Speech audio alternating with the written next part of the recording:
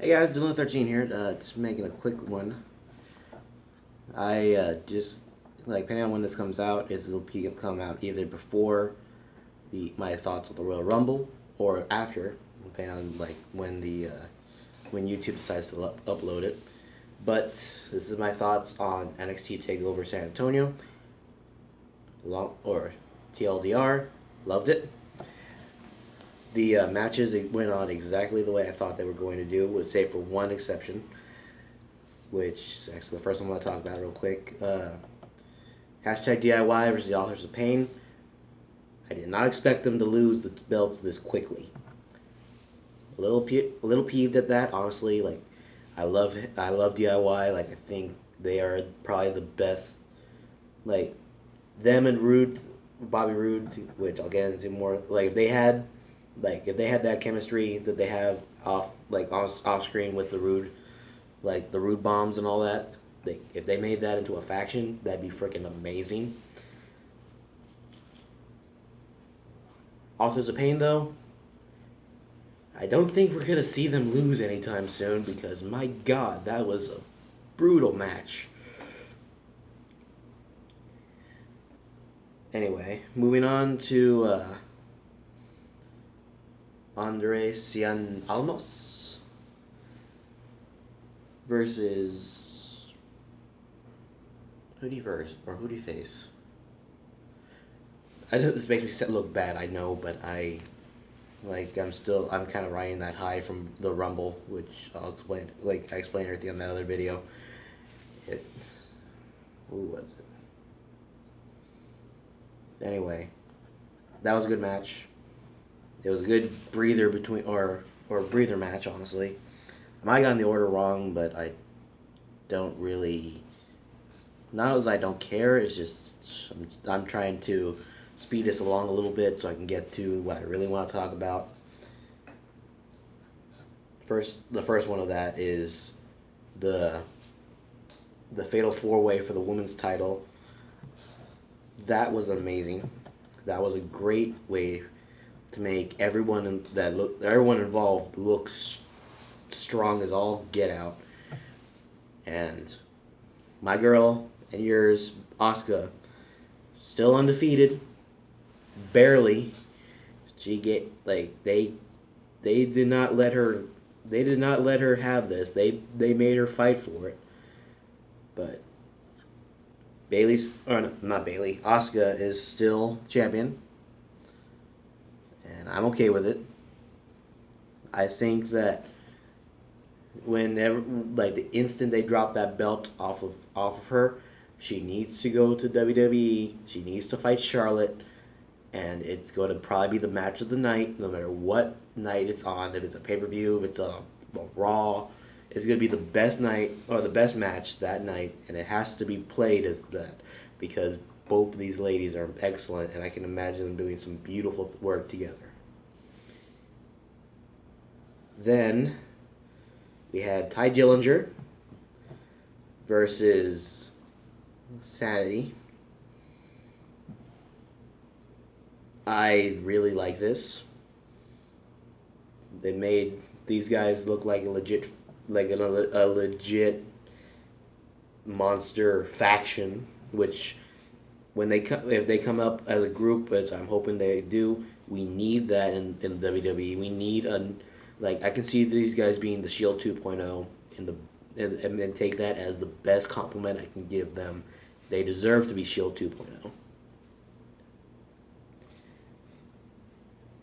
Which this set up for Ty Dillinger to come in for the number 10 spot. They gave us the Christmas present, like I said, I went on gush for I think 5 minutes, maybe less, on the Rumble video.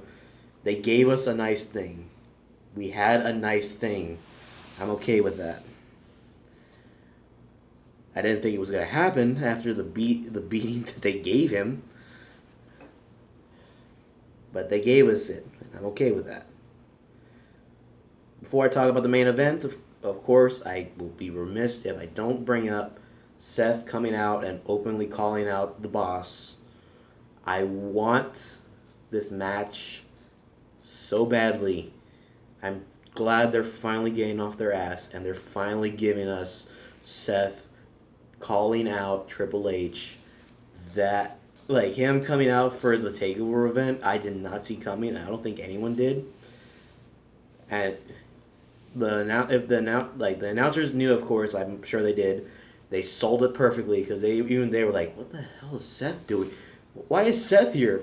Like, they that was really good. Anyway, finally, I get to talk about it. I get to talk about what I thought would probably be the match of the weekend. Bobby Roode versus Shinsuke Nakamura for the NXT Championship. I'm okay with saying this. I'm sure if somehow he found this video, he will agree with me.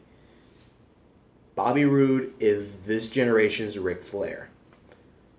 And he needs to fight John Cena now so we can have make up for not having Hogan versus Flair for the title. Cena needs to fight Bobby Roode at some point.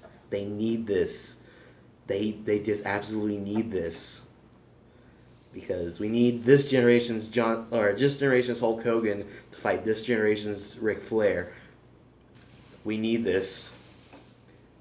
The reason I keep I called him that is because he can't he hit all the check marks to make that nickname a reality. He has a catchy as shit theme song. He has a very, very awesome looking robe. And in the case of today, he came out with, I think, 6 of the most gorgeous women I've ever seen on his arm. This man is awesome. We've known that for months, though, so I don't need to dwell onto that. Shinsuke's entrance.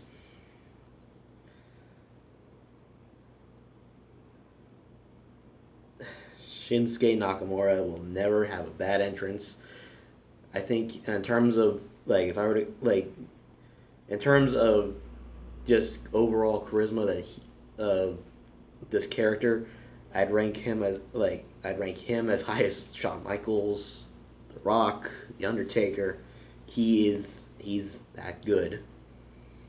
The match itself, I'm not even exaggerating, is every bit the word glorious. This is, like I said, this was probably going to be my pick for the best match of the weekend.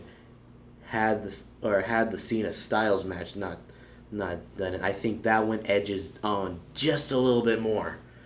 That one, but having Shinsuke and Bobby they were taunting each other all day. They were they would hit one big spot after another big spot on each other, and they would be like, "Well, come on, is that all you got?" At one point, Shinsuke actually yells at him, hit me, come on!"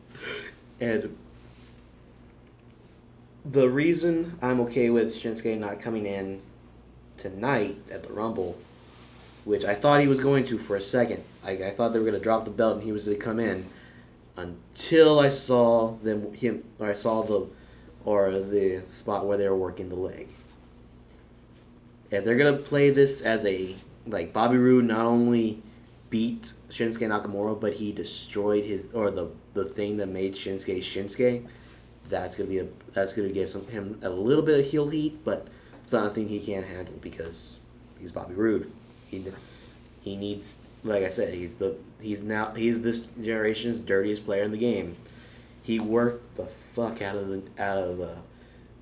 Shinsuke's knee to where it looked like he might have legit torn a quad. It's the only problem I have with NXT, that's the only problem I've ever had with NXT, it's too good to tell if it's a work or a shoot. And the fact that the NXT trainer came out and he was looking worried. The doctor actually had to do a ring stoppage to say hey, we need to see this leg. They actually had to open his boot and everything, which kind of the only thing I'll say about it makes it a little bit bad is it broke the illusion that Shinsuke, like there's not any padding on Shinsuke's knee. Like they pad the shit out of Shinsuke's knee because the Kinshasa is probably one of the most devastating finishers I'd say ever in the WWE, save for maybe Daniel Bryan's knee, because Daniel Bryan's knee was just his knee with a pad on it. This one, like, it looks like it's like an inch of this foam. So he hits the Kinshasa and he's just grabbing his leg. Or Bobby hits him with a glorious DDT, and he wins. And the entire the venue, as small as it was, went ballistic. It was beautiful. I'm okay with Bobby Roode as a champion. I'm okay if they bring up Shinsuke Nakamura as... I actually want to see him on Raw because I want to see that possibility of him fighting fighting Brock Lesnar. I want this because that would be amazing. I'd say this is par for the course for NXT Takeover events, but the beautiful thing about saying that is that par for the course for a Takeover event is a fantastic show in the main roster, and it has been since Dallas last year. So saying that it's a par for the course show is not an insult to that show at all. Anyway, I'm gonna go ahead and wrap it up here. This was if this comes up first, go ahead and when it comes out, take a look at my vlog for the Royal Rumble, and as well as I'm going to put up a compilation of all the entrances I was able to get a video of. Like, I sadly had to, I really had to pee, so I couldn't get an entry, I didn't get an entrance of the Kevin Owens, Chris Jericho, Roman Reigns entrances for their match for the Universal title, but I think we can live without those, honestly. Anyway, all right, well, that's it for me. See you guys later.